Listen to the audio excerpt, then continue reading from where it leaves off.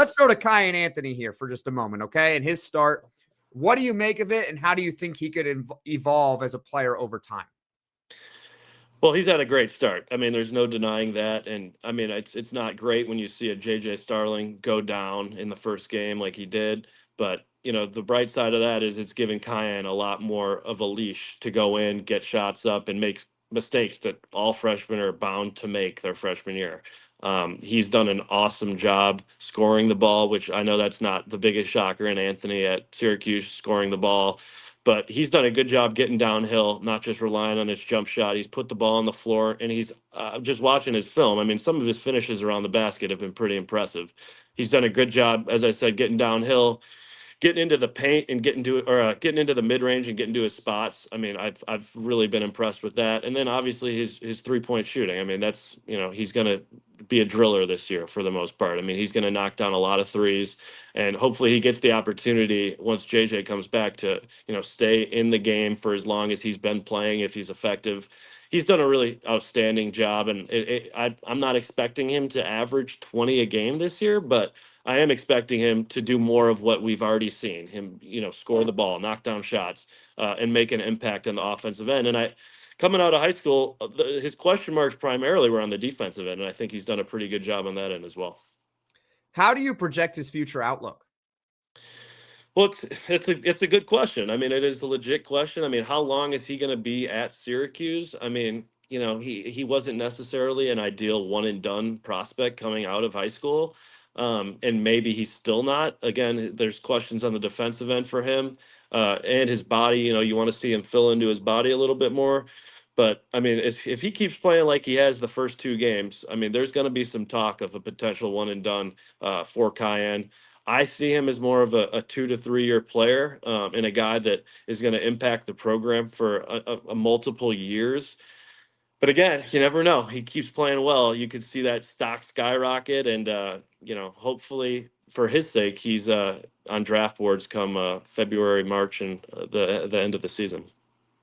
My personal opinion about Kiyan Anthony is that I think he's going to be a 2-year player, and it's not because I don't think he's capable of being one and done by the end of the season. I just think that this is an incredible freshman class that is coming in right now.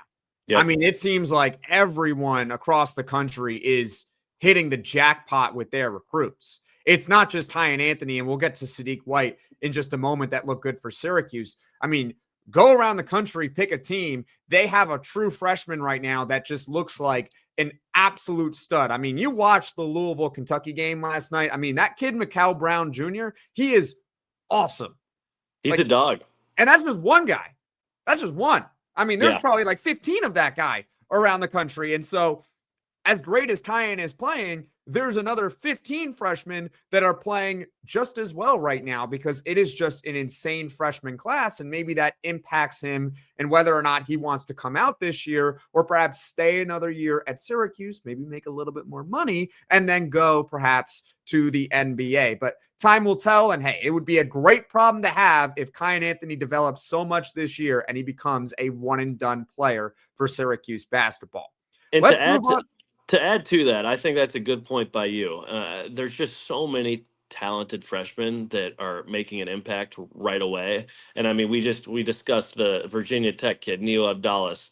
I mean, I hadn't even heard of him. I hadn't even seen him play before last week. And he comes up and he puts 30 on Providence, and the whole world is freaking out about how good of a player this guy is.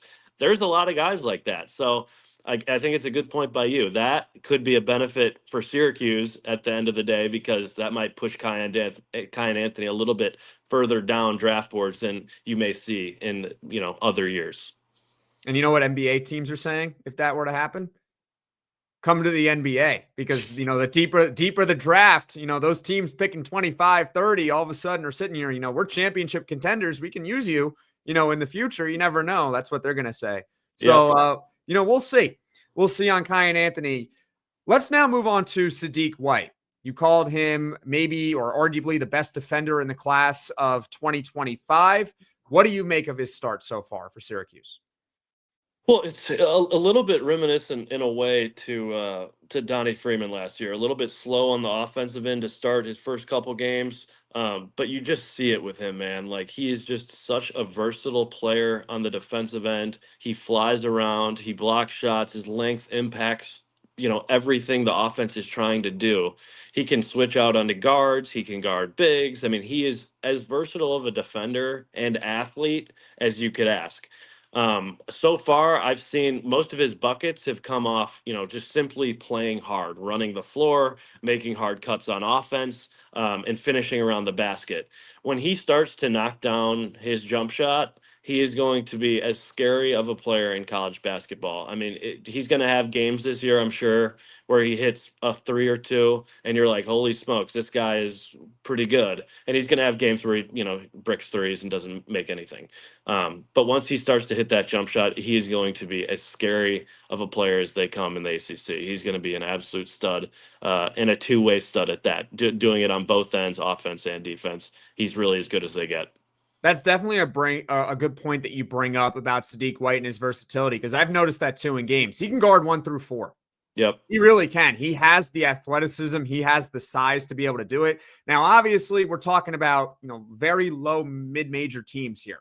Yep. These are not Binghamton, and I'm already forgetting Delaware State in the first 2 games. I mean, these are not exactly college basketball powerhouse teams, but when they go up against better competition, I do feel somewhat confident that Sadiq White is going to be able to hold his own because he is ultra athletic and he can go up and down the floor. So yeah, he looks really good so far. And so along the same lines of Kiyan Anthony, I mean, how do you project his future outlook? Do you see him as maybe a one and done player or perhaps a multi-year player in college basketball? I see the same with Kiyan. I see a multi-year player with Sadiq White. Not that he doesn't have the intangibles to get drafted this year, because I think he certainly does. But is his offensive game going to be at that point where an NBA team's like, "Hey, let's take a chance on this guy"? I'm not sure it's going to be there by the end of this year, but that's why I think another year staying at Syracuse, maybe even next year being more of the focal guy if Donnie Freeman does in fact go to the NBA, I think that would do him wonders, and it would really showcase his ability, not only that he's gotten better, but what he can do going forward for an NBA team. Because likely he's not going to be a go-to scorer in the NBA. That's just probably not what it's going to be. He's going to impact the game in the other areas, like he's going to do this year at Syracuse, but probably just to a greater degree once he gets to his sophomore year. He's gonna get so much better and be way higher on the NBA team's radars come his sophomore year.